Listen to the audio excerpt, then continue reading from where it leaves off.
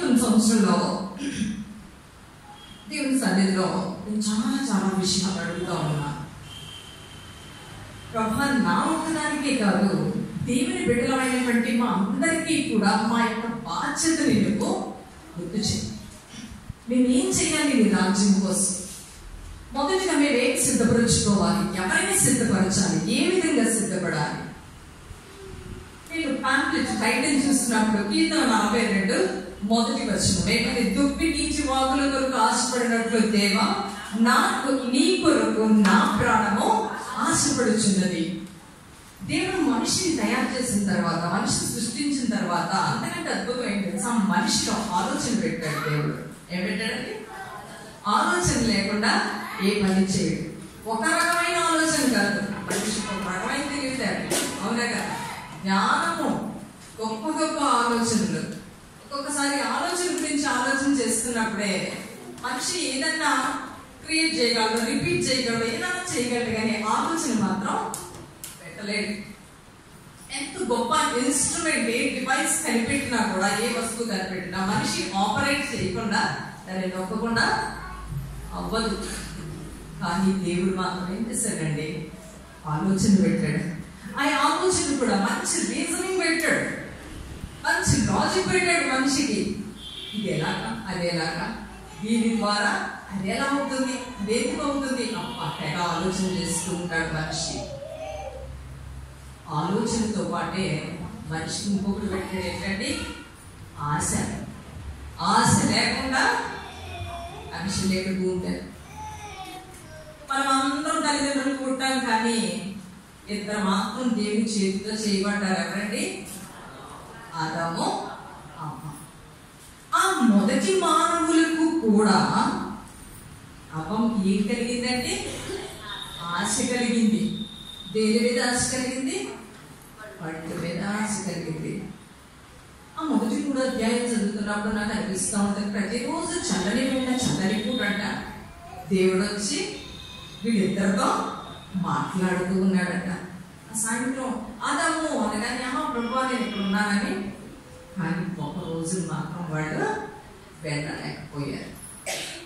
ఎందుకు వెళ్ళలేకపోయారు అంటే, ఆకాశం నుండి, పరలోకం నుండి, దేవుడి సన్నిధి నుంచి క్రిందకి పాతాళానికి త్రోసివేయబడినటువంటి అలూసి సర్పవాది సాతాను ఆ దినము నుంచి కూడా ప్రభువుకి విరోధిగా పనిచేస్తూ ఉన్నాడు. దేవుని పైన యుద్ధం చేయలేడు, దేవుని గెలవలేడు, దేవుని పైన ఏ రకంగానూ కూడా పోరాటం చేయలేడు. కనుక దేవుడు సృష్టించిన తర్వాత ఆ సృష్టి మీద తన యొక్క పగని తీర్చుకోవాలనుకున్నాడు, ప్రతీకారం తీర్చుకోవాలనుకున్నాడు. ఆ ఒక్కరోజే కాదు, ఆ రోజు నుంచి ఈ రోజు వరకు కూడా అతను పూర్తిగా నరకంలో నెట్టివేయబడే వరకు కూడా అదే పనిలో ఉంటాడు సాతాను. దేవుని బిడ్డలని ఆయన నుంచి దూరం చేయాలన్నటువంటి ఆ ఒక్క పని మీద 24 గంటలు ఉంటాడు. గమనించండి, మనం సాతాను ద్వారా, అపవాది ద్వారా తయారు చేయబడినటువంటి వాళ్ళమా, దేవుడి ద్వారా తయారు చేయబడినటువంటి వాళ్ళమా? దేవుడు తన చేతితో తయారు చేసినప్పుడు హక్కులు ఎవరికి ఉన్నాయి? ఆయనకే ఉన్నాయి. మనం ఎవరి వారము? ఆయన వారమే. ఒక రోజున అనుకుంది, ఈ యొక్క అపవాదం అనుకున్నాడంట, ఎలాగ నేను అప్రోచ్ అవ్వాలి, ఎలాగ అమ్మమ్మ దగ్గరికి చేరాలి అని అనుకున్నప్పుడు మధ్యలో ఏదో ఒకటి కావాలి కదా, ఒక మీడియం కావాలి. ఎవరు కావాలి? ఎవరైతే బాగుంటుంది? అప్పుడు భూజంతువులన్నిటిలో కూడా యుక్తిగా ఎవరు కనిపించారంటే సర్పం తెలివితేటలు చాలా తేడాగా కనబడ్డాయంట. చాలాసార్లు సాతాను ఉపయోగించుకునేటప్పుడు బాగా ఇంటెలిజెంట్ పీపుల్ని, హార్డ్ వర్కింగ్, టాలెంటెడ్, హ్యాండ్సమ్, అన్ని రకాలుగా బాగా ఉన్నవాడు ఎంపిక చేసుకుంటారు. తెలుసా సాతాను? ఇక్కడ నేను అనుకున్న పని అనుకున్నట్టుగా చేయాలంటే పామే సరి అయింది అనుకో. ఆ సర్పంలోనికి ప్రవేశించి ఆ అందమైనటువంటి ఆ చెట్టు దగ్గర దేవుడు ఏ ఫలాలైతే మంచి చెడ్డల తెలివినిచ్చేటువంటి ఆ వృక్ష ఫలాలు ఏవైతే దేవుడు తినొద్దన్నాడో అక్కడికంతా డ్యాన్స్ చేసుకుంటా వచ్చింది. అక్కడికి దేవుడు అమ్మమ్మకి ఆదాముకి ఏమని చెప్పాడంటే, ఏమైనా తినండి, ఎంత కావాలంత తినండి, ఎప్పుడు కావాలంటే అప్పుడు తినండి. అప్పుడు ఏముందండి? ఇద్దరే ప్రాణులు, ఇద్దరే మనుషులు. ఏదైనా తోట అంతా ఫ్రూట్స్. ఒక్కో చెట్టు కనీసం 100 కాయలన్నా ఫ్రూట్లు ఉంటాయి. ఎన్ని కింద పడిపోతున్నాయో కదా, తినేవాళ్ళే లేరు. అవన్నీ మానేసి ఈ వృక్షం దగ్గరికి, ఈ ఫలాల దగ్గరికి ఈమె వచ్చింది. గమనించండి, దేవుడు ఏదైతే వద్దన్నాడో దాని దరిదాపులకు కూడా మనం వెళ్ళకూడదు. నీ కళ్ళతో చూడడానికి కూడా ఆశపడకూడదు. నోటితో రుచించడానికి దేవుడు వద్దన్నాక వద్దు అంతే. ఇంక మనం ఎక్స్పెరిమెంట్ చేయకూడదు. అక్కడికి వెళ్ళిన తర్వాత మనకంటే ఈ పళ్ళు తింటే ఎలాగైపోతావు? దేవుళ్ళగా దేవుడితో సమానంగా అయిపోతావు. నువ్వు ఇలా అయిపోతావు, అలా అయిపోతావు, అలా అయిపోతావు. దేవుడు ఏమని చెప్పాడు? ఆ పళ్ళు తినద్దు. పోనీ ఏ పండు ఇవ్వకపోతే, ఏది లేకపోతే తినడానికి ఆశపడ్డాను అనుకోవచ్చు. నీకు కొన్ని 100,000 ఫలాలు దేవుడు ఇచ్చాడు. ఫలవృక్షాలు ఉన్నాయి, ఎండ కాపుగా ఉన్నాయి. అవి మానేసి ఈ అమ్మం ఏం ఆశపడిందండి? తినొద్దన్న పండుని వెళ్ళిందంట. అవునా అంటే నాకేమర్థమైందంటే, కొంతమందితో మాట కూడా కలపకూడదన్నమాట. అపవాదితో నింపబడినటువంటి వారితో మనకు మాట కూడా మాట్లాడకూడదన్నమాట, వినకూడదన్నమాట. సాతానికి సంబంధించినటువంటి మాటలకు కానీ, పనులకు కానీ, ఆలోచనలకు కానీ, కబుర్లకు కానీ, ఆకర్షణకు కానీ వాటి దగ్గరగా కూడా మనము వెళ్ళకూడదు, ఆశపడకూడదు.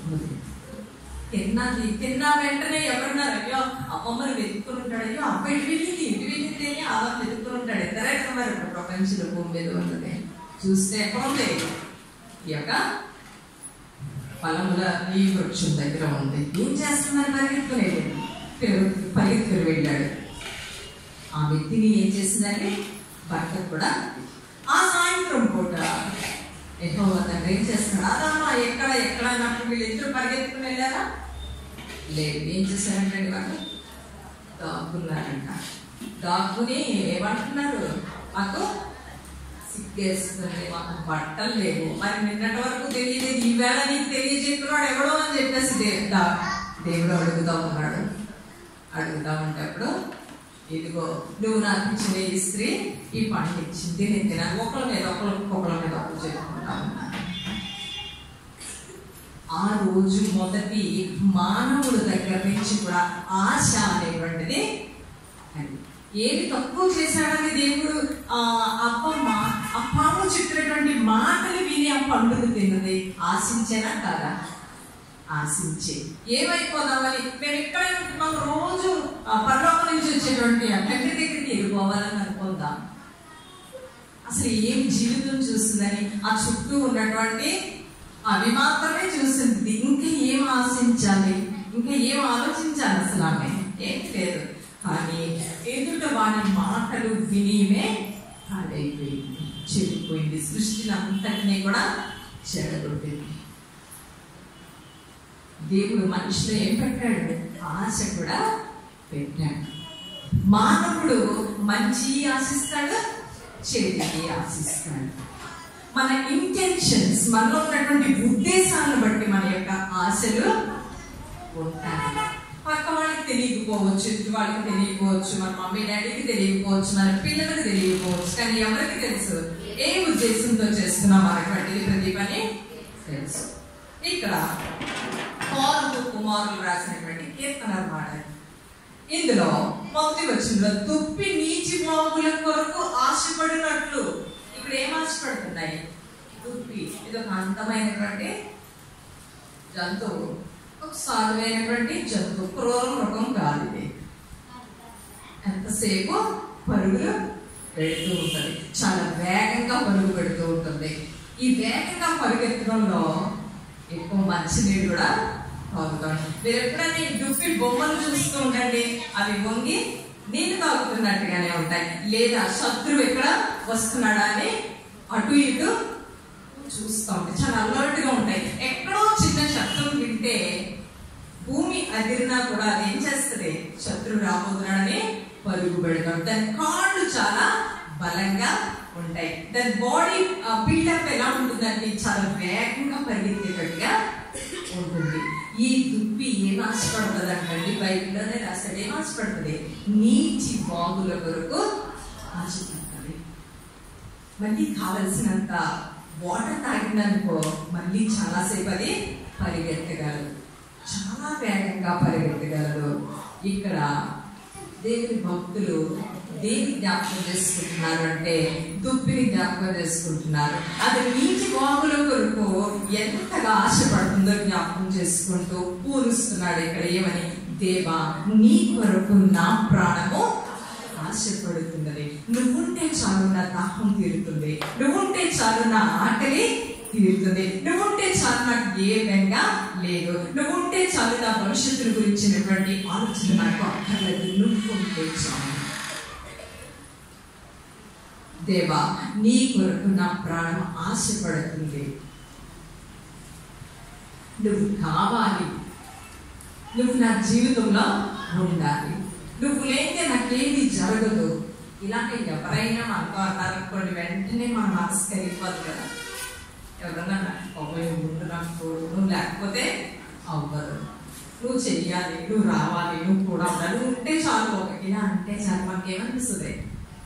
నా పని ఏదైనా వదిలేసుకుని నా కోసం నేను చెయ్యాలి అని. దేవునితోనే మనిషి ఆ విధంగా మాట్లాడుతున్నప్పుడు దేవుడు కరిగిపోతాడా? కరిగిపోడా? మనమేమో ఆయన బిడ్డలమే కదా. ఆయన బిడ్డలు ఆయన్ని అంతగానో ఉంటే చాలు, నాకు నా ప్రాణం నీ కోసం ఎంతైనా చూస్తుందో. దేవుడికి ఏమనిపిస్తుంది? ఏదైనా సరే నేను చెయ్యాలి. ఇక్కడ మరొక భక్తుడు అంటున్నాడు, కీర్తన గ్రంథం చూడండి,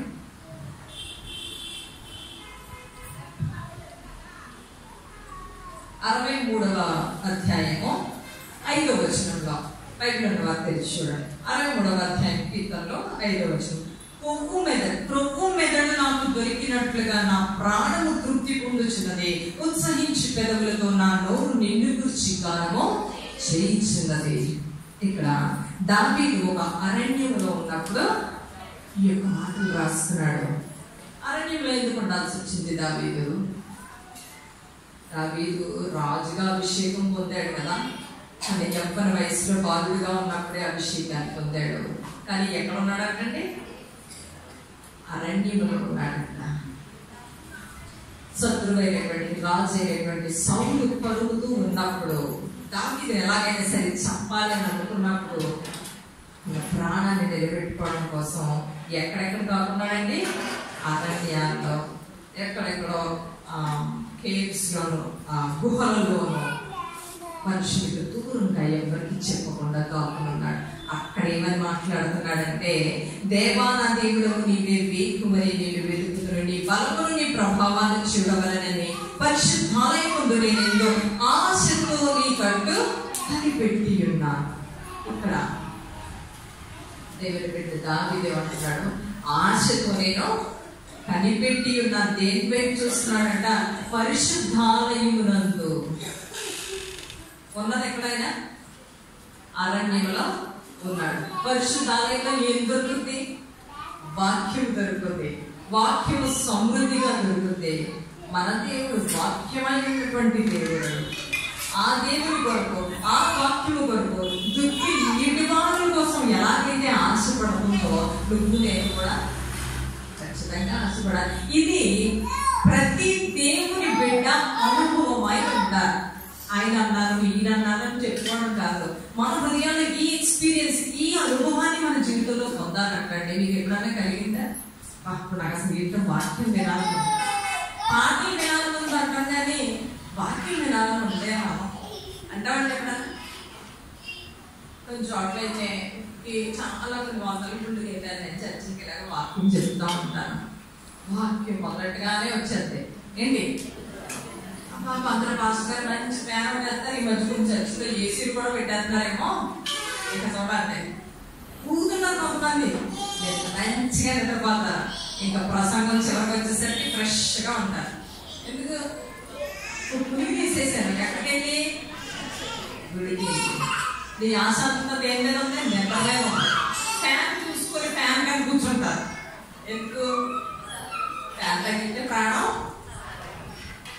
కానీ ఇక్కడ భక్తులు ఏమంటున్నారు, ప్రభు మెదడు నాకు దొరికినట్లుగా నా ప్రాణం తృప్తి పొందుతుందయ్యా, నీ వాక్యం వింటా ఉంటుంటే, నీ పరిశుద్ధాలయానికి వెళ్తా ఉంటుంటే, నీ సన్నిధిలో ఉంటుంటే ప్రభు మెదడు చాలా టేస్టీ ఫుడ్ నాకు నీ దగ్గర దొరుకుతుంది. నిజమే కదా, వాక్యం చాలా రుచికరమైన బలవంతమైనటువంటి జీవ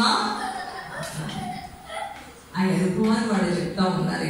ఇక్కడ అంటున్నాడు, నీ మీద ఆశ చేత నిన్ను చూడవలనే నా శరీరం కృషించుచున్నది. అదేంటండి, ఆశ ఏం చేస్తుందంట, దానిని కృషింప చేస్తుందంట. అదే అంటే అంత మనోవేదన, బెంగ, ఆశ కలిగి ఉన్నాడు అనమాట. ఎందుకు చెప్పండి, అరణ్యంలో ఉన్నాడు.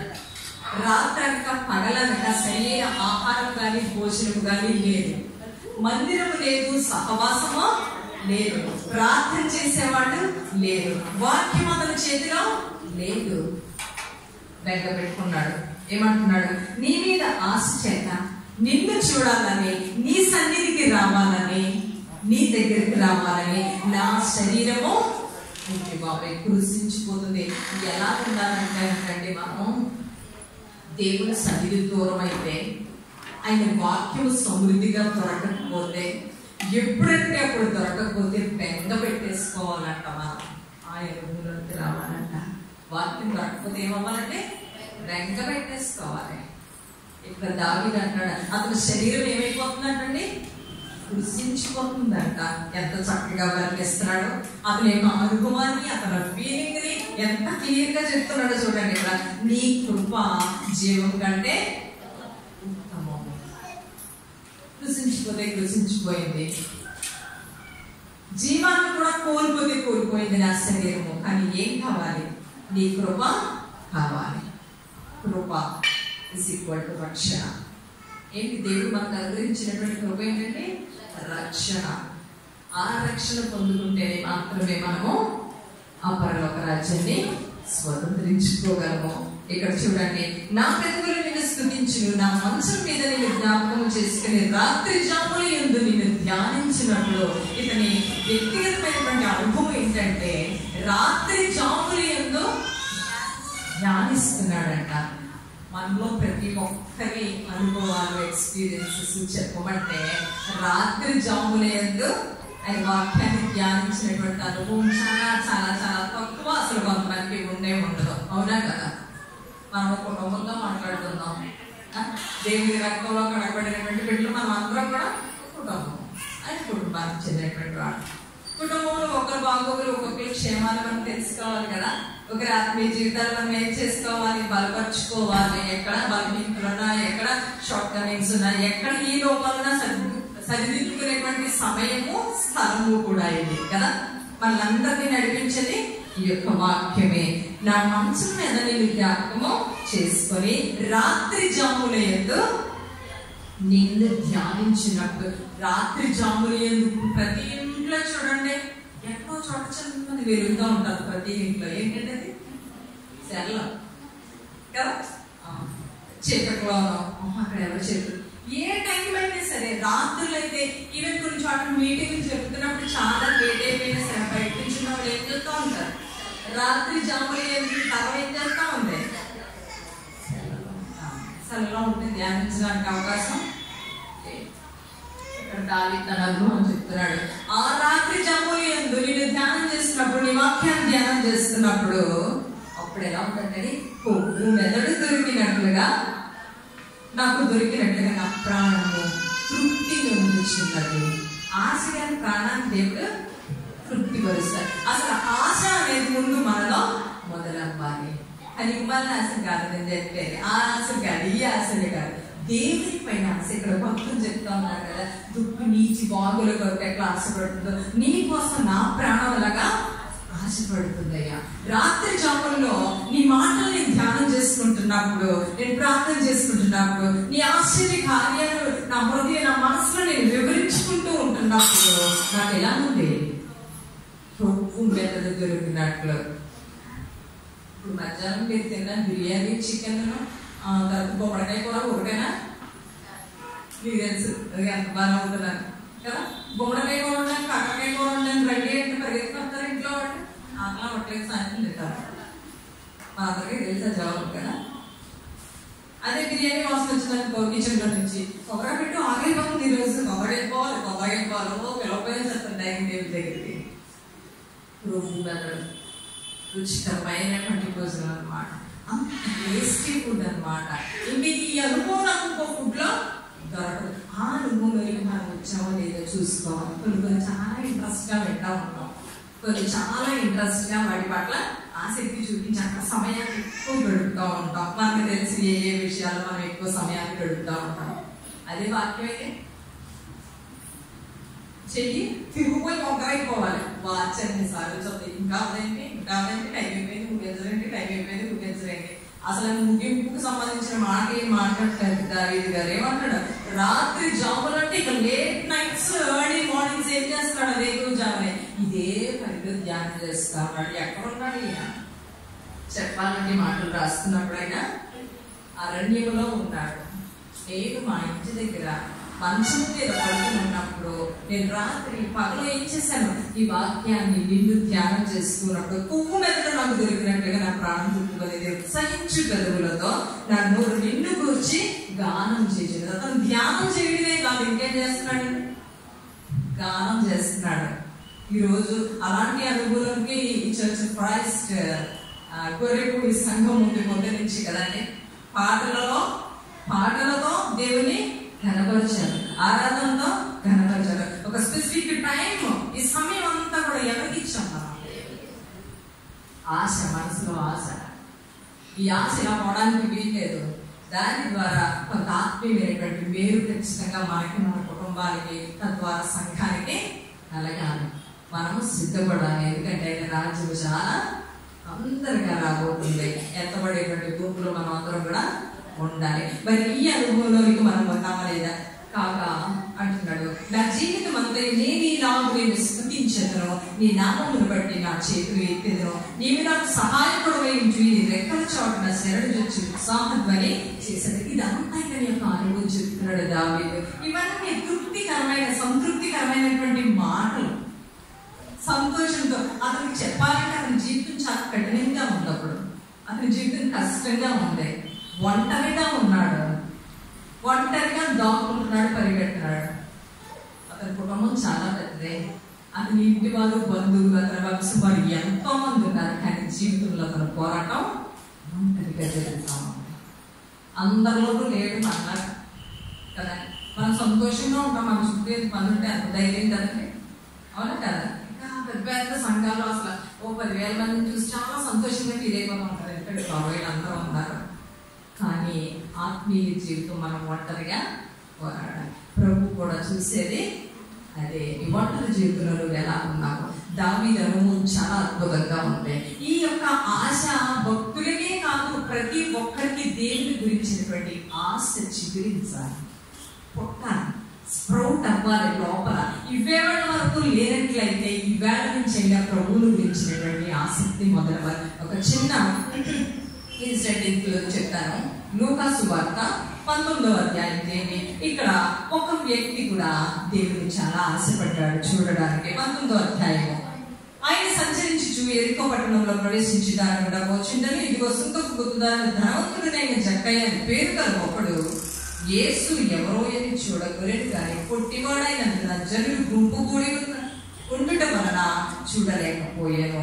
అప్పుడు యేసు ఆ త్రోవను రానేయుండేది కనుక అతను ముందుగా పరుగెత్తి ఆయన చూసినట్టు ఒక మేడి చెట్టు ఎక్కాడు. ఆయన సంచరించుచు యేసు ప్రభు సేవ చేసినప్పుడు ఒక స్థలంలో ఉండిపోలా, ఒక చోట ఒక కంఫర్టబుల్ జోన్ లో, ఒక ప్లేస్ లో ఆయన ఉండలేదు కదా, సంచరిస్తూ ఉన్నాడు. ఆ ప్రదేశం క్షేమకరమైనదైనా కాకపోయినా, సుఖంగా ఉన్నా లేకపోయినా, భౌగోళిక పరిస్థితులు ఏ రకంగా ఉన్నా, అక్కడ ఉన్న ప్రజలు ఎలాంటి వారైనా సరే ప్రతి ఒక్కరి దగ్గరికి ఆయన వెళ్ళాడు. ఆయన సంచరించు రకరకాల మనుషుల మధ్య నుంచి వెళుతూ వాళ్ళని స్వస్థపరుస్తూ దేవుని గురించినటువంటి మాటలు చెప్తూ, పరలోక రాజ్యం గురించి చెప్తూ, ఆయన మరణాన్ని గురించి కూడా చెప్తూ, రక్షణ గురించి చెబుతూ, ఇవన్నీ చెప్తూ ఆయన వెళుతున్నప్పుడు ఎక్కడ కూర్చోటండి? ఆయన యెరికో పట్టణంలో ప్రవేశించి, యెరూషలేమేమో కొండ మీద ఉంటుంది, యెరికో ఏమో కొండ కింద ఉంటుంది. ఎరుకో పట్టణంలోనికి వస్తున్నాడు.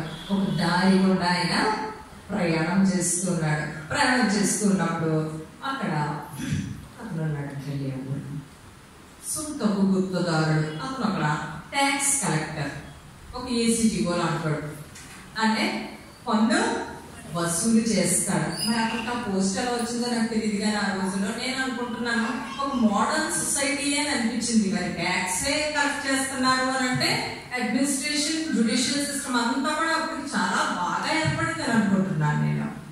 ఇతను ఒక ఏసీటీఓ పోస్ట్ లో ఉన్నాడు. అంటే ప్రతి చోట కూడా ఏం చేస్తున్నాడు, వ్యాపారం చేసే ప్రతి ఒక్కరి దగ్గర, ఆస్తున్న ప్రతి ఒక్కరి దగ్గర ఏం చేస్తున్నాడండి, పన్ను వసూలు చేస్తున్నాడు. కానీ గవర్నమెంట్ ఎంత కట్టాడో మనకే తెలియదు. ఇతని యొక్క ఆకారం గురించి కూడా ఏమని చెప్పబడింది, ఇంటివాడై ఉంటాడు. యేసు ప్రభుని చూడాలనుకున్నాడు కానీ ఎదురు చూడలేకపోయాడు. అంటే చాలా కురుచిగా ఉన్నాడు. మామూలు షార్ట్నెస్ వేరు, మరుగుజ్జుతనం వేరు. అంటే ఇతను ఏ మాత్రం కూడా చూడడానికి అవకాశం లేదు. కానీ ఇతనిలో కలిగినటువంటి ఆశ ఏంటంటే 3వ వచనంలో యేసు ఎవరో అని చూడగోరేను. అతనిలో ఏ ఆశ మొదలైంది, యేసు ప్రభుని గురించి విన్నాను, ఆయన కార్యాలు విన్నాను, వీళ్ళందరూ కూడా చెప్పారు, కానీ నేను ఎప్పుడు ఆయన్ని చూడలేదు. మనం కూడా మన జీవితంలో గొప్ప గొప్ప ఆశ్చర్య కార్యాలు, అద్భుతాలు బైబిల్ ద్వారా మనం వింటున్నామా లేదా? ప్రతి మీటింగ్లో, టీవీలో, లేదా మొబైల్స్లో, రకరకాల ఛానల్స్లో దేవుని యొక్క అద్భుతాలన్నీ కూడా మనం వింటున్నాం. కానీ అవి ఏవి కూడా దాదాపు 99.9% మన అనుభవాల్లో వచ్చినాయి కాదు. ఒక ఎర్ర సముద్రం ఉందనుకోండి, మనం దాటామా దాన్ని? లేదు. పరలోకం నుంచి మన్నా కురిసింది, ఇజ్రాయేల్ తిన్నారు, మనం తిన్నామా? తినలేదు. లాజర్ని దేవుడు మరణం నుంచి లేపాడు, అది మన జీవితాల్లో ఉందా? అది మనం చచ్చిపోయాలని లేకపోతే చాలా వరకు మనం వినటం మనకే జరిగింది. కానీ ఇప్పుడు చెప్తున్నాను, అద్భుత కార్యాలు మన జీవితాల్లో కూడా జరిగే విధముగా దేవుడి వైపు మనం ఆశపడవచ్చు. ఇక లోకం వైపు చూడొద్దు. ఆ ఆశ కూడా ఒక మంచి ఇంటెన్షన్, ఉద్దేశం ఉండాలి. ఇంకొక కమర్షియల్ గా మనం ఆలోచించదు. ఒక ఐడెంటిటీ క్రైసిస్, లేకపోతే మనకి గుర్తింపు పొందాలని, ఒక జరగాలని ఆశించవద్దు. మన ఆశలో కూడా చాలా స్పష్టత ఉండాలి, చాలా దైవికంగా కూడా ఉండాలి. ఆలోచన చేస్తున్నాను. ఇక్కడ జక్కయ్య ఎందుకు ఎలాగా అనుకున్నాడో తెలియదు కానీ, ఎందుకంటే సాధారణంగా ఈ వ్యక్తి గురించి రాయబడింది ఏంటి అంటే, అప్పుడు పన్ను వసూలు చేసేటప్పుడు అతను ముక్కుకుండి ఏం చేశాడు, పన్ను వసూలు చేసి ఉంటాడు. జక్కయ్య అంటే ఎవరికి ఇష్టమో లేదు. ఎందుకంటే నేను నీ ఇంటికి వస్తాను అని అన్నప్పుడు అక్కడ ఉన్నటువంటి వాళ్ళు ఏమనుకున్నారండి చూడండి, జక్కయ్య త్వరగా దిగుము, నేడు నేను నీ ఇంట ఉండవలసి ఉన్నదని చెప్పగలదు, త్వరగా దిగి సంతోషంతో ఆయన చేర్చుకున్నాను. అందులో అది చూచి ఈయన పాపి అయిన మనిషి యొక్క బస చేయ వెళ్ళని చాలా సరుగు కొదిరి. అక్కడ ఉన్న మిగిలిన బ్రదర్స్, పెద్దలో, లేకపోతే సంఘంలో పేరున్నటువంటి వాడు, బాధ్యతలని నెత్తి వేసుకునేటువంటి వాడు, రిలీజియస్ సంబంధించినటువంటి మతపరమైనటువంటి ఆచారాలన్నీ కూడా చక్కగా నిర్వహించేవాడు. వీళ్ళు ఏమంటున్నారు, ఈ జక్కయ్య భయంకరమైన మనిషి, వీడంత పాపి ఇంకొకడు ఉన్నాడు, వీడంత లోభి ఇంకొకడు ఉన్నాడు. ఎంత కఠినమైన వ్యక్తి దగ్గరికి ఇంత పేరు సంపాదించుకుని ఈయన దైవ కుమారుడిగా, ఒక ప్రవక్తగా ఇంత మంచి పేరు సంపాదించుకున్న ఆయన ఎవరితో సహవాసం చేయడానికి వెళ్తున్నాడు? పాపి అయినటువంటి తన దగ్గరికి వెళ్తున్నాడు. మనుషులు అనుకుంటున్నాడు. అంటే జక్కయ్య గురించినటువంటి సాక్ష్యం ఆ ఊర్లో ఎలా ఉంది? పాపి. ఎవరన్నా పాపి. ఈ పాపికి ఏం కలిగిందంటే హృదయంలో యేసుని చూడాలనేటువంటి ఆశ కలిగిందంట. ఎవరో యేసు ఎవరో చూద్దాం అనుకుని ఉంటాడు. వీరికి ఎంత పేరు ప్రఖ్యాతులు వచ్చేసినాయి, సాధారణంగా పేరు ప్రఖ్యాతులు వచ్చేసినాయి అంటే వెంటనే బాగా సంపాదించేసేది అనుకుంటారు. ఎవరినైనా కదా ఈ రోజుల్లో ఏ ఫీల్డ్ లో అయినా సరే బాగా పేరు వచ్చినట్టు బాగా డబ్బులు సంపాదించుకుంటాడు. జక్కయ్య కూడా అనుకుని ఉంటాడు, ఒకవేళ ఈయన చూసి ఈయన ఏమన్నా కొంచెం బాగా పనికి వస్తారనుకుంటే ఈ దగ్గర అపాయింట్మెంట్ తీసుకుని ఈయనక ఏదో చిన్న పోస్ట్ కొట్టేసి డబ్బులు సంపాదించవచ్చు అనుకున్నాడు. ఎందుకంటే డబ్బు మీద ఆశ ఉన్నటువంటి వాడు ప్రతిదాన్ని అవకాశంగా చేసుకుంటాడు కదా. అక్కడ కూడా డబ్బులు సంపాదించేయడమే. మరి ఏ ఉద్దేశంతో యేసుని చూడాలనుకున్నాడో తెలియదు, కానీ ఆయన ఆశను అతని ఉద్దేశాన్ని కూడా ఎవరు ఎరిగి ఉన్నారు? దేవుడికి తెలిసిపోయింది. ఆ రోజు జక్కయ్య యొక్క ఆశ, అతని ఉద్దేశము ప్రభువుకు తెలిసినప్పుడు ఈ రోజు ఇక్కడ కూర్చున్నటువంటి నీకు నాకు ఏ ఆశ ఏ ఉద్దేశాలు ఉన్నాయి ప్రభువుకు తెలుసా తెలియదా? చాలా స్పష్టంగా తెలుసు. ఆయన దగ్గర దాయడానికి ఏమీ లేదు ఎవరైనా సరే. అప్పుడు యేసు ఆ త్రోవను వచ్చాడంటండి. కనుక అతను ముందుగా పరిగెత్తి ఆయన చూచుటకు మేడి చెట్టు, మనం జక్కయ్య గురించి తెలుసుకున్నాం, చాలా పొట్టివాడు అని. యేసు ప్రభు చూడడానికి అవకాశం లేదు, ఎందుకంటే అంత జనం ఉన్నారు గుంపుకొడి. ఆయన ఎక్కడి నుంచో నడుచుకుంటా వస్తుంటే ఆ ఊరిలో ఉన్న వాళ్ళు అందరూ వెయిట్ చేస్తున్నారు. ఆయన కూడా ఆయన వెంబడిస్తున్నవాడు, ఆయన ముందు నడుస్తున్నవాడు వందల కొద్దిగా వేల కొద్దిగా ఉన్నారు. కనుక యేసు ప్రభుని చూడటం అనేటువంటిది చాలా అసంభవం అని అనుకున్నాడు. అందుకే ముందుగా ఏం చేశాడంటే పరిగెత్తుకొని వెళ్ళి ఒక మేడి చెట్టు ఎక్కాడు. ఎక్కడో చెట్టు ఎక్కలేదు, దారి పక్కన ఉన్న చెట్టుని ఎంచుకున్నాడు. మరి ఒక ఏసీటీఓ గారు, ఒక సిటీఓ గారు, లేకపోతే ఒక ట్యాక్స్ కలెక్టర్, ఒక ఆఫీసర్ గారు పరిగెత్తుకుని వెళ్ళి చెట్టు ఎక్కితే గౌరవంగా ఉంటుందా అవమానంగా ఉంటుందా? చెట్టు ఎక్కితే గౌరవం అంటే ఒక ఆఫీసర్ గారు వచ్చి డబ్బా చెట్టు ఎక్కేస్తే నవ్వుతారు అంటారు కదా. అక్కడికి ఆయన చాలా మరగుంచువాడు అనమాట, పొట్టివాడు. అప్పటికే పిల్లలంతా కూడా చాలా అల్లరి చేసి ఆట పట్టిస్తున్నారేమో, అందులో అతనికి మంచి పేరు కూడా లేదా అని అవేమి ఆలోచించలేదు. అయితే నేను ఆఫీసర్ని కదా, నేను చెట్టు ఎక్కితే బాబోది ఎంతో కొంత డబ్బులు ఇచ్చి ఆయన ఈవేళ తిన్నారకో లంచ్కో పిలిస్తే నాకు కూడా గౌరవం ఉంటుంది అని అనుకోలేదు అతను. ఏమనుకున్నాడు? ఆయన చూడాలంటే చెట్టు ఎక్కుతాను. చెట్టు ఎక్కడో అవమానమే, కానీ అతనిలో ఉన్నటువంటి ఆశ ఆ అవమానం కంటే చాలా స్ట్రాంగ్ గా బలంగా ఉంది. దేవుని చూడాలనేటువంటి ఆశ చాలా స్ట్రాంగ్ గా ఉంది. అందులో చాలా ఆశలు ఉంటాయి, కొన్ని బలహీనంగా ఉంటాయి.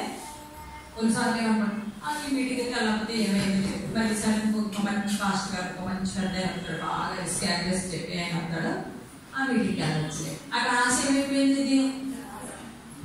అదైపోయాక మళ్ళీ ఇంకొకటి ఏదో ఏ పాటలో లేకపోతే ఏ ఫంక్షన్ ఏదో వస్తుంది. ఇది ఎందుకులే, అది అక్కడ అనుకుంటాం, అక్కడికి వెళ్ళొచ్చిందే. అంటే వాక్యాన్ని వినడానికి కూడా మనం ఒకసారి ప్రార్థనకి వెళ్ళడానికి కూడా ఏం చేస్తూ ఉంటాం, వాయిదా వేసుకుంటాం. ఆశ ఉంటుంది, కానీ ఆశను ఏం చేస్తాం, చంపేస్తూ ఉంటాం, బలహీనపరుస్తాం. కానీ ఇతనికి అతను చేసినటువంటి పని కొంచెం ఇన్సల్టింగ్ పని, అవమానమే. అతని మర్యాదకి అతని హోదాకి అది తక్కువే కదా చెట్టు ఎక్కడం అంటే. కానీ ఏమనుకున్నాడు, ఆయన ఎలాగైనా చూడాలి. చెట్టు ఎక్కడం గురించి మనిషి ఏమనుకుంటారన్న దాని గురించి అతను ఆలోచించలేదు. మరి నేను ఏం చేశాడండి, ఎక్కడో చెట్టు దూరంగా చూద్దామని అనుకోలేదు. చెట్టు దారి పక్కన ఉన్నటువంటి మేడి చెట్టుని ఎంచుకున్నాడు. అంటే దేవుని దూరంగా చూద్దామా సమీపంగా చూద్దామా? దగ్గరగా చూద్దామని. మన ఆశ కూడా అలాగే ఉంటాం.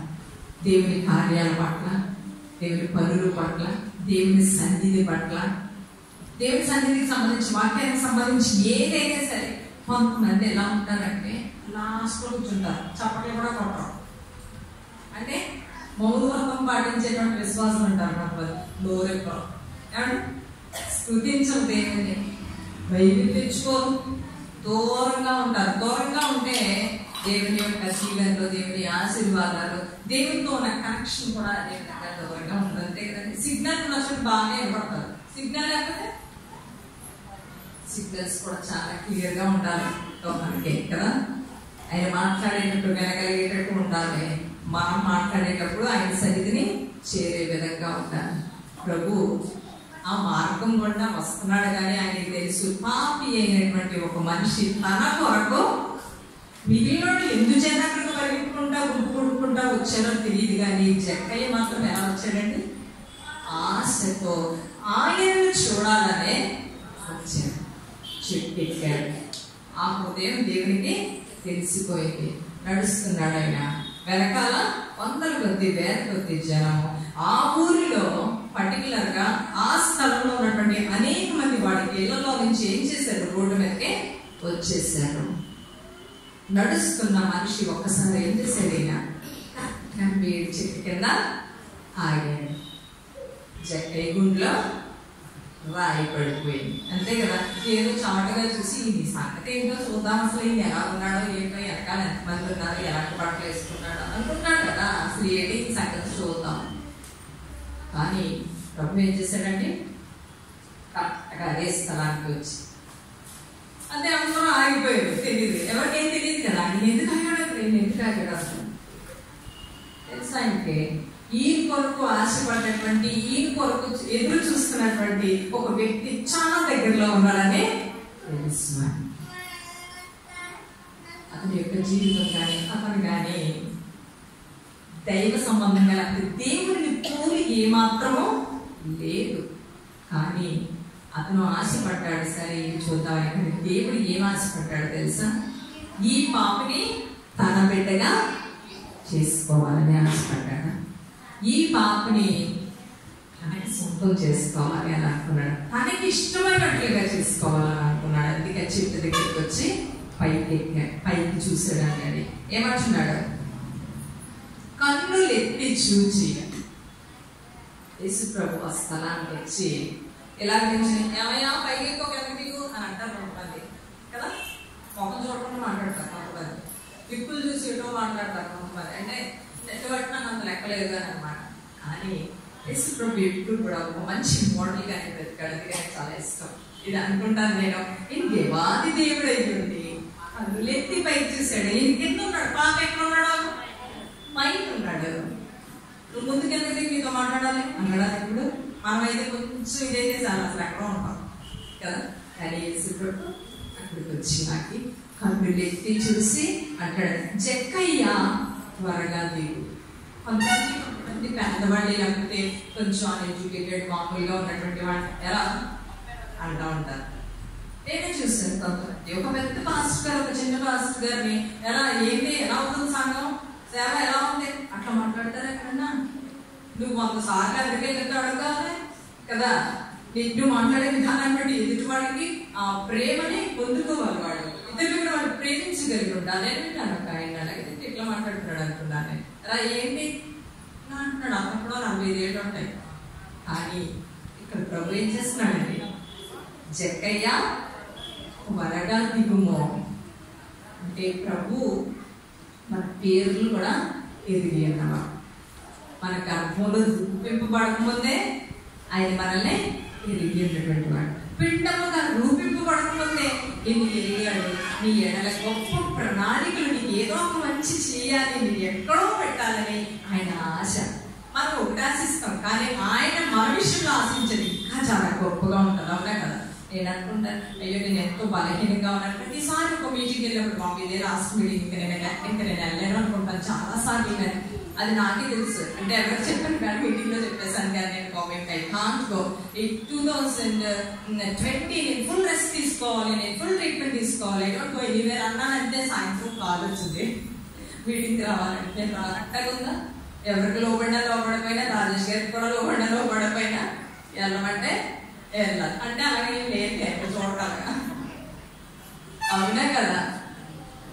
డేవిడ్ పని అనేసి భయం ఎలా ఉన్నా సరే శరీరం అలాగే నెమ్మదిగా. ఇక్కడ నేను ఇతని గురించి ఆలోచిస్తున్నప్పుడు ప్రభు అక్కడ చెట్టు దగ్గరికి వచ్చి, జక్కయ్య అసలు చెప్పాలంటే వీడు పాపి, పుట్టిగా ఉన్నాడు, అందరూ విడిచాడా అంటారు.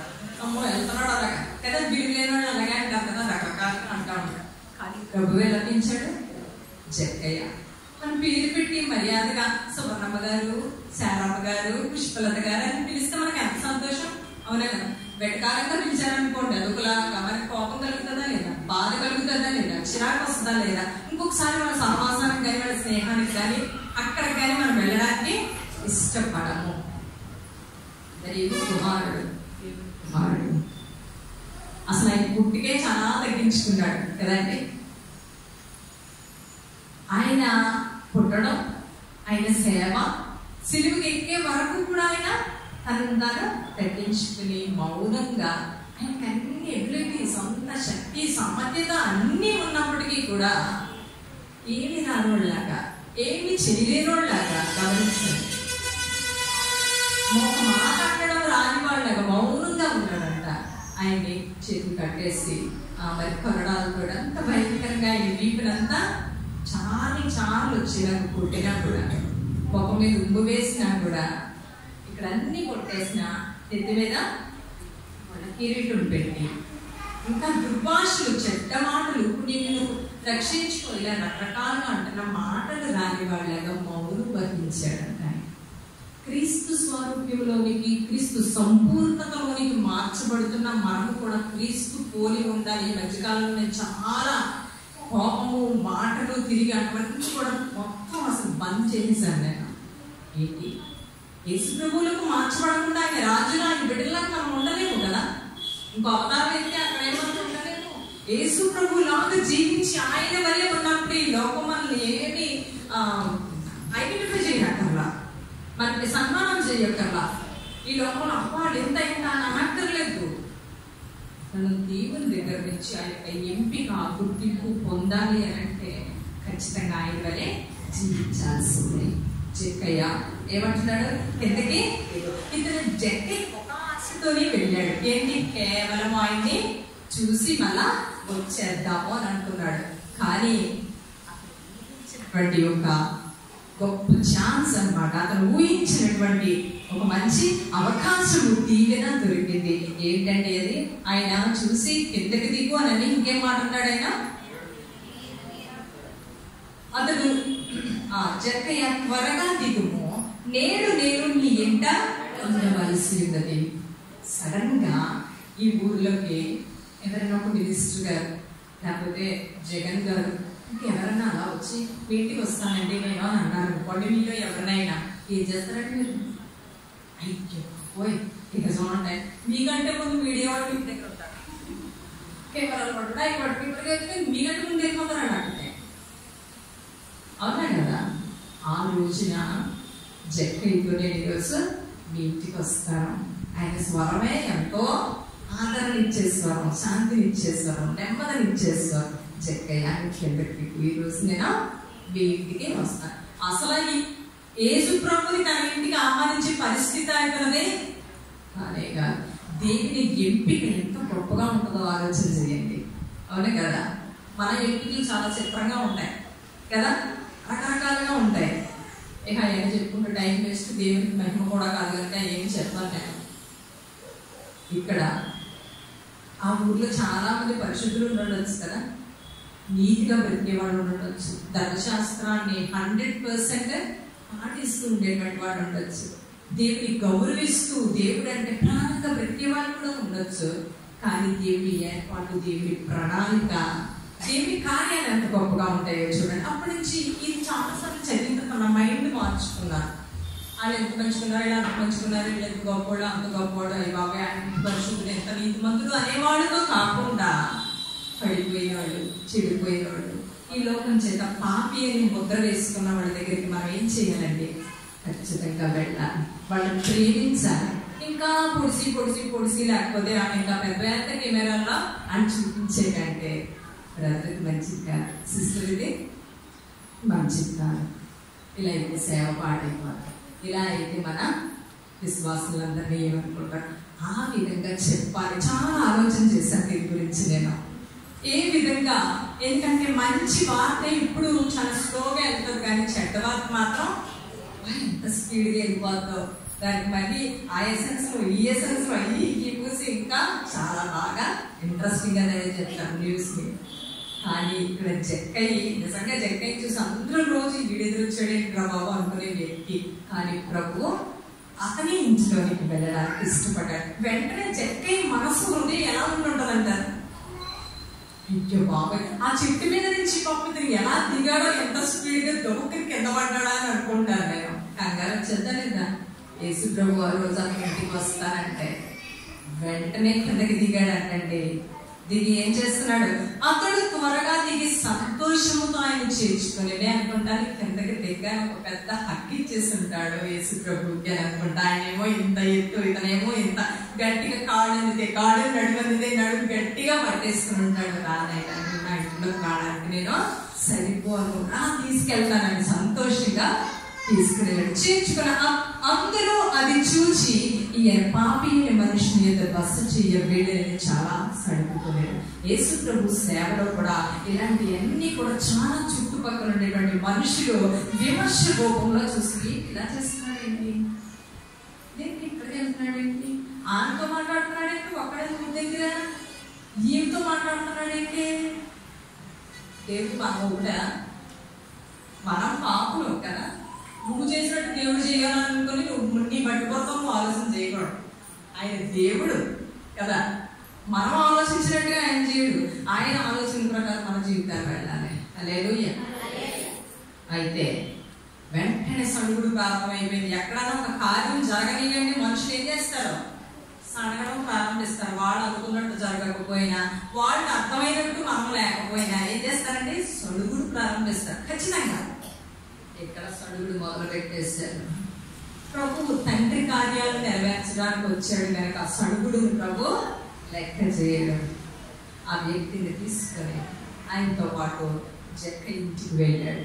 యేసు ప్రభువే తన గుమ్మం తొక్కినప్పుడు బాహ్యమైన గుమ్మమే కాదు, అతని హృదయపు గుమ్మం తొక్కాడు. ఆ ద్వారాలు తెరవబడినవి. ప్రభు లోపలికి వెళ్ళిన వెంటనే ఆ వ్యక్తిలో మార్పు జరుగుతుందా జరగదా? జరిగింది. ఆ మార్పు జరగడం కోసమే దేవుడు ఏం చేశాడు, ఆ పాపి అయినటువంటి అతనిని ఎన్నుకున్నాడు. అతని ఇంటికి వెళ్ళడానికి ప్రభుకి ఒక ప్రణాళికని ఏర్పాటు చేసుకున్నాడు. వెళ్ళగానే అన్నాడంట, ఏమన్నాడు, ఇదిగో ప్రభువా. యేసు ప్రభు ఆయనతో పాటు శిష్యులు ఇంకా ఆయన వెంబడించే వారు అందరూ కూడా కూర్చుని ఉంటారు కదా. సో ఇతను ధనవంతుడైనటువంటి ట్యాక్స్ కలెక్టర్ కాబట్టి ఆయన ఇంట్లో కూడా చాలా సోఫా సెట్లు ఉంటాయని అనుకుంటున్నాను నేను. కూర్చోడానికి ఆ రోజులు ఎలాంటి పీఠాలు ఉండేవి, అన్ని చాలా ఉండేవి అని అనుకుంటున్నాను. అంతే కదా. అంతేకాదు తినడానికి కూడా అన్ని సిద్ధంగా ఉంటుంటాయి. అప్పటికప్పుడు బజార్కి వెళ్ళి తీసుకురావాల్సిన అవసరం కూడా ఉండదు. ఫ్రూట్స్ ఇంకా అన్ని స్నాక్స్, అన్ని స్వీట్స్ బాగానే ఉండుంటాయని అనుకుంటున్నాను. బాగానే దేవుడికి మర్యాద చేసి ఉంటాడు. అన్నిటికంటే ముఖ్యంగా లేచి నిలబడి అంటున్నాడంట, ఏమని, ఇదిగో ప్రభువా, నా ఆస్తిలో సగము బీదలకు ఇచ్చుచున్నాను. చెప్పాలంటే ఈ వ్యక్తి జక్కయ్య బీదలకు రుణపడి లేడు కదండి. ఇతను ట్యాక్స్ కట్టేవాళ్ళంటే ఖచ్చితంగా ఉన్నవాళ్ళు అయి ఉంటారు. వాళ్ళ దగ్గర ఏం చేశాడు, చాలా అన్యాయంగా దోచేసుకున్నాడు. కానీ ఇతను ఎంత గొప్ప మార్పు వచ్చింది అని అంటే, నా ఆస్తిలో ఏం చేస్తానంటున్నాడు, సగము. సాధారణంగా ఎవరికన్నా ఏం ఇచ్చేటప్పుడు మనకి ఒకసారి ఒకళ్ళు చర్చ కట్టుకుంటారు. అతను నాకు బుక్ ఇచ్చాడు. ఆయన బుక్ ఇస్తే నేను మామూలుగా ఇచ్చాను కొంతమందికి. ఫస్ట్ అది నేను ఫిల్ చేస్తాను, నేను వేస్తాను. ఎందుకంటే మనం ఇవ్వకుండా ఇంకొకరు ఏమన్నటువంటి మనం చూపించాలి కదా అని నేను ఒక ఫిగర్ వేసాను, ఇచ్చేసాను. ఇంకొక అతనికి ఇస్తే అతను గవర్నమెంట్ ఎంప్లాయీ. అతను ఎంత వేసాడు తెలుసండి, 100 రూపాయలు వేసాడు చర్చ కట్టడానికి. అది వేసి అందరికి చెప్పినాడు, వందిచ్చాను అని. సొంత ఇల్లు కట్టుకున్నాడు, రైతు బరువులను బోర్డు అంత ఉంది, మా దగ్గరనే పనిచేస్తాడు అంటే నాకు భయమే చెప్పడానికి. ఏంటి 100 వేసావు అని అందాం అనుకున్నాను, కానీ లేదు నీ హృదయం అంతే తెరవబడిందని మనసు అనుకుని అయిపోయాను. ఇంకేం అనలేదు. అంత ఆస్తుండి 100 ఇవ్వడానికి గిజగిజలు ఆడిపోతారు, గింజుకుపోతారు. మరి మా తమ్ముడు ఉన్నాడంటే రోజంతా ఏం చేస్తాడు, అందరిని సంపూర్చుకొని ఖర్చులు అవి ఇవి కనీసం ఒక్కరోజన్నా దేవుడి కోసం నేను అలాంటి ఆశ ఉంటాను. దేవుడు ఆశను గుర్తిస్తాడు, మనుషులు గుర్తించక్కర్లేదు కదా. ఎవరు వంతు వాళ్ళకి పర్వకంలో ఉంటది, ఇక్కడ ఉంటాను కదా. దాని 12 వచ్చినలో అంటాడు, యుగాంతమందు నీ యొక్క వంతులో నీవు నిలిచెదవు. ఇక్కడ చేసింది ఏది కూడా కొట్టవేయబడదండి, అన్ని రాయబడి ఉంటాయి. జక్కయ్యలో వచ్చిన మార్పు ఏంటంటే, అంత పిసినారి లోపి అందరి దగ్గర కూడా పిండేసినోడు ఏమన్నాడండి, ప్రభు తన ఇంట్లోకి రాగానే, తన జీవితంలోకి రాగానే, తన హృదయంలోకి రాగానే మారిపోయాడు. వెంటనే ఏమంటున్నాడు, నా ఆస్తిలో చెప్పాలంటే కొంతమంది వాళ్ళ ఆస్తి వివరాలు చెప్పడం లేవులేండి అంటారు. బోర్డు అంతా రిజిస్ట్రేషన్ చేసేసుకుంటారు, బోర్డు బంగారం కొనేస్తారు, ఆ బ్యాంకులో ఈ బ్యాంకులో అన్ని లేవులేండి ఏదో అక్కడ కొంచెం ఉంది చెప్పరు.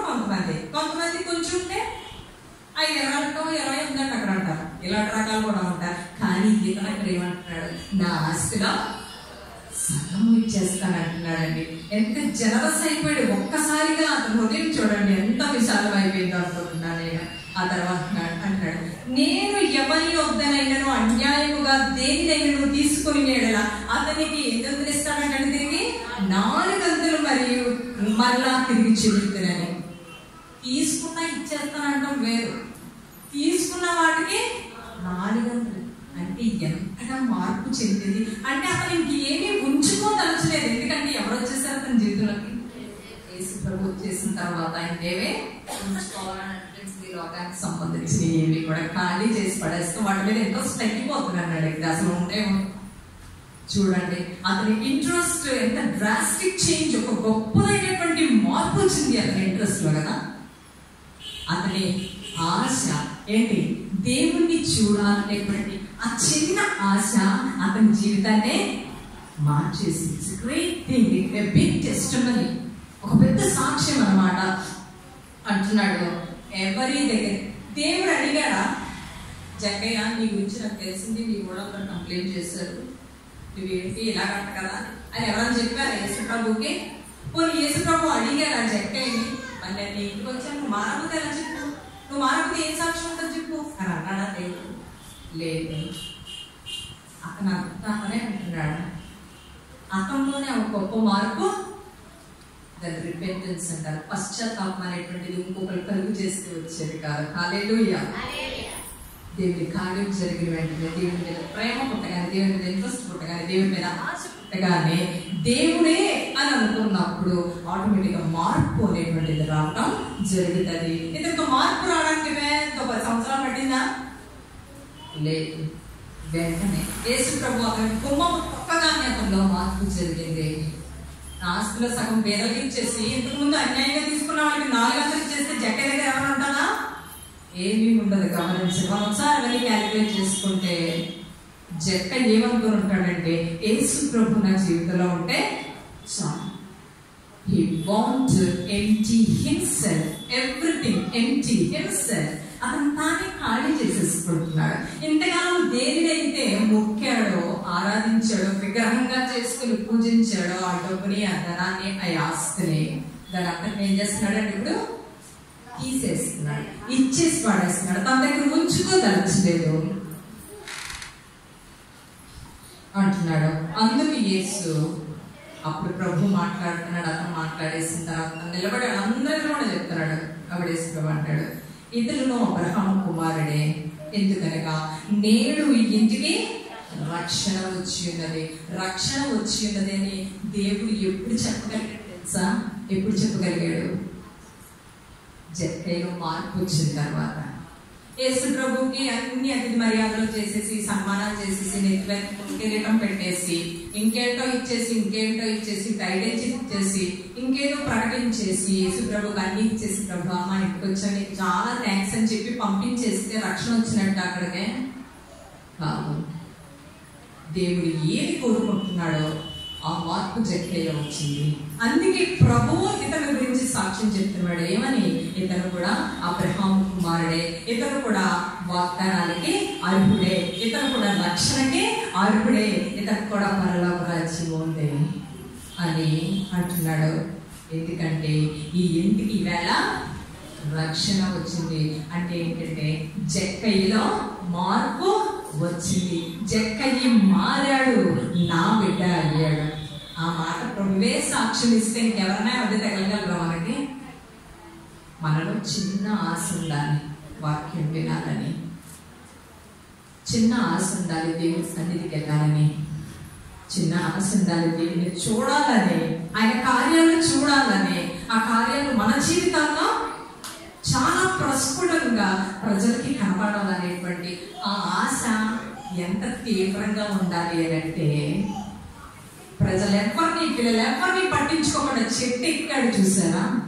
That is the intensity of his Dzire. అతని యొక్క కోరికలోని తీవ్రత అది అలా ఉండాలి. ఈ ప్రపంచం మనకు కనిపించకూడదు అనమాట. ఆ కోరిక అంత స్ట్రాంగ్, అంత బలంగా ఉండాలి. ఎవరనుకుంటే నాకేంటి, కొన్నిసార్లు అమ్మ నువ్వు రాకపోతే ఎలాగా, నువ్వు పాలు కడగకపోతే ఎలాగా, నువ్వు అది చేయకపోతే ఎలాగా, ఇది చేయకపోతే ఎలా, అయ్యా పట్టించుకోకర్లేదు, నేను దేవుని సన్నిధికి వెళ్ళాలి.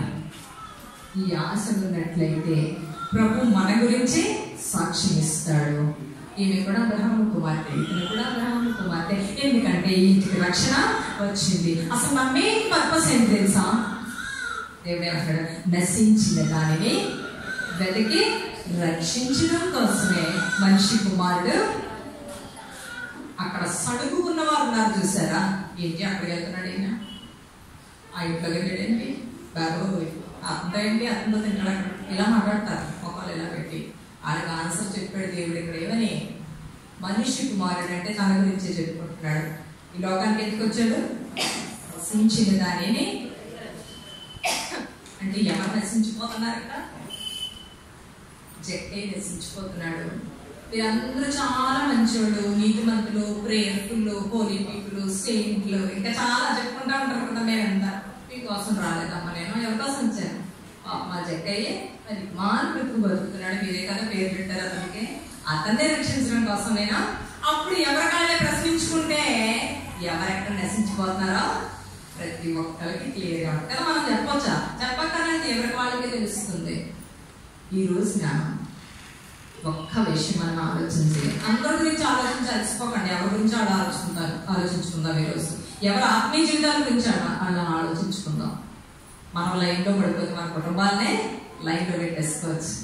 కుటుంబాలు లైన్లో పడిపోతే సంఘాలు లైన్లో ఉంటే ఇంకొకరు ఎవరో ఏదో దేశం నుంచి వచ్చి రుబ్బరించేయక్కర్లేదు కదండి. అవునా కదా? మనము వ్యక్తిగతంగా మన ఆశ ఏంటి అనేది పరీక్ష చేసుకోవాలి. చిన్న ఆశ అయినా సరే తీవ్రంగా ఉండాలి, తీవ్రతతో కూడినటువంటి ఆశ ఉండాలి. ప్రభు మీద, వాక్యం మీద, ఆయన కార్యాల పట్ల, ఆయన పరిశుద్ధత మీద, ఆయన నీతి మీద ఎంతసేపు ఆశ ఉండాలి. మనం ఎంత ఆశిస్తే దేవుడు ఎంత దీవెన్ని ఇస్తాడు మనకి. మన ఇంటికి రక్షణ ఇస్తాడు. అంత చప్పట్లు ఉండండి దేవునికి. ఆ కార్యాన్ని చేయలేదు. ఈరోజు సాయంత్రం చాలా ప్రత్యేకమైనటువంటి దేవుడు. ఎందుకంటే దేవుడు మనతో మాట్లాడాడు ఒక విషయం ద్వారా. మన ఆత్మీయ జీవితాన్ని అనుసరి చేసుకోబోతున్నాము. జక్క ఏ విధంగా అయితే చూడాలని ఆశించాడో మనం కూడా ఆయన కార్యాలు చూడడానికి ఆశిద్దాం. మన ఇంట్లోకి, మనలోనికి ఇంకా మనల్ని నశింపజేస్తున్నటువంటి అంశాలు ఒకటి ఏమన్నాయి? ఏది పారేద్దాం? చెప్దాం ఆయనతోటి, ప్రభువా తీసేస్తాను, ఇది తీసేస్తాను, ఈ ద్వారం మూసేస్తున్నాను, నీకు మహిమతైనటువంటి ఈ కార్యం నేను ఆఫ్ చేసేస్తున్నాను, కొద్దిగా క్లోజ్ చేశాను. అప్పుడు ఆశీర్వాదకరమైనటువంటి ద్వారాలు తెరవబడతాయి. అయ్యే ద్వారాలు జక్కయ్య కుటుంబంలో. ఆ తర్వాత రోజు నుంచి జక్కయ్య కుటుంబం అంటే ఆ ఊర్లో ఎలా ఉంటుంటది? గొప్ప అభిమానం. అతను చూడగా ఉండేస్తున్నాడు. తర్వాత రోజు నుంచి చేతులు జోడించి ప్రేస్తున్నాడు చెప్పుకుంటారు. అవునా కాదండి? మనలో మార్పు తెచ్చినటువంటి దేవుడు మనల్ని చూసినటువంటి సమాజాన్ని అంతట్లో కూడా గొప్ప మార్పు తేగలడా లేదా? ఖచ్చితంగా తేగలడు ఆయన. ఈ సాయంత్రకాల సమయంలో జక్కయ్య కథ అందరికీ తెలుసు కదండి. సండే స్కూల్ అప్పటి నుంచి ఎన్ని పాటలు జక్కయ్య మీద, జక్కయ్య ప్రసంగాలు ఎన్ని వినుంటాం. కానీ ఈ రోజున ప్రభు మాట్లాడిన మాట ఏంటి అంటే, ఆశతో ఎదురు చూడాలి, ఆశతో ప్రభు కార్యాలు కనిపెట్టాలి. అప్పుడు ఆయన మన ఇంట్లోకి వస్తాడు. మనం ఏది నశింప చేస్తుందో దాన్ని ఏం చేయాలి? తీసివేసేయాలి. దేవునికి మహిమతైనటువంటి ద్వారాలనే మూసివేయాలి. ఈ ప్రపంచాన్ని, లోకాన్ని కామెంట్ చేసేవాడిని, మన మీద టైటిల్స్ పెట్టి రాసేవాడు, we need not care about anyone. అసలు ఎవరిని లెక్క చేయలేక ప్రతిరోజు మన ఆత్మీయ జీవితాన్ని కట్టుకుంటూ వెళ్ళాల్సింది. దానికి దేవుడి సహాయం కావాలి కానీ మనుషుల మాటల సహాయం కావాలి. కళ్ళు మూసుకొని ప్రార్థన చేస్తాం. పరిశుద్ధ ఈ మధ్యాహ్న సమయంలో దుప్పి నీటి వాగుల కొరకు ఆశపడినట్టు నా ప్రాణం నీ కొరకు ఆశపడుతుందని భక్తుడు సంధిస్తున్నాడు. అవును తండ్రి, శక్తి కావాలంటే, ఇంకా పరుగు పెట్టడానికి శక్తి కావాలంటే నీటి వాగుల కొరకు చూస్తా ఉంటుంది. ఏసయ్యా, ఆ దుప్పి కంటే ఎక్కువైనటువంటి థర్స్ట్, ఎక్కువైనటువంటి హంగర్ నైనా మాకు అనుగ్రహించు. భక్తుడు అంటున్నాడు, నా ప్రాణం నీ కొరకు ఆశపడుతుందని. ప్రభువా, మా యొక్క ప్రాణాలు కూడా నిన్ను ఆశించేవిగా, నీ ద్వారా తృష్ణ తీర్చుకునేవిగా ఉండడానికి సహాయం చేయండి. యేసయ్య, మమ్మల్ని ఎంతగా ప్రేమిస్తున్నామంటే మీ దగ్గర నుంచి చిన్నది ఆశిస్తే చాలా పెద్ద దీవెనిచ్చేటువంటి దేవుడు, అన్నిటికి మించి రక్షణ కార్యం జరిగించేటువంటి దేవుడు. ఈ సాయంత్రకాల సమయంలో ఇక్కడ మోకరించినటువంటి ప్రతి కుటుంబం గురించి ప్రార్థన చేస్తున్నాను.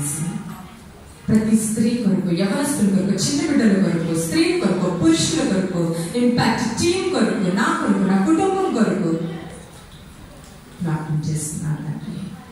నిన్ను చూచుట కొరకు వేగపడేటువంటి అనుభవాన్ని దయచేసయ్యా. ఆత్మీయ పురుషులలో జక్కైనంటే పొట్టివాడంగా ఉన్నాం తండ్రి. మేము ఎన్నో షార్ట్ కమింగ్స్, ఎన్నో డ్రాబ్యాక్స్ ఎన్నెన్నో ఉన్నాయి. నీకు మహిమతైనటువంటి అంశాలు ఎన్నో ఉన్నాయి తండ్రి. ప్రభువా, అవన్నీ పక్కన పెట్టి పరుగున మేలు చెట్టంత ఎత్తు ఎక్కినైనా ప్రభువా, నిన్ను చూసేటువంటి అవకాశాన్ని మనసుని దయచేయమని అడుగుతున్నాను. మా హృదయ రహస్యం ఎరిగినటువంటి దేవుడు నువ్వే.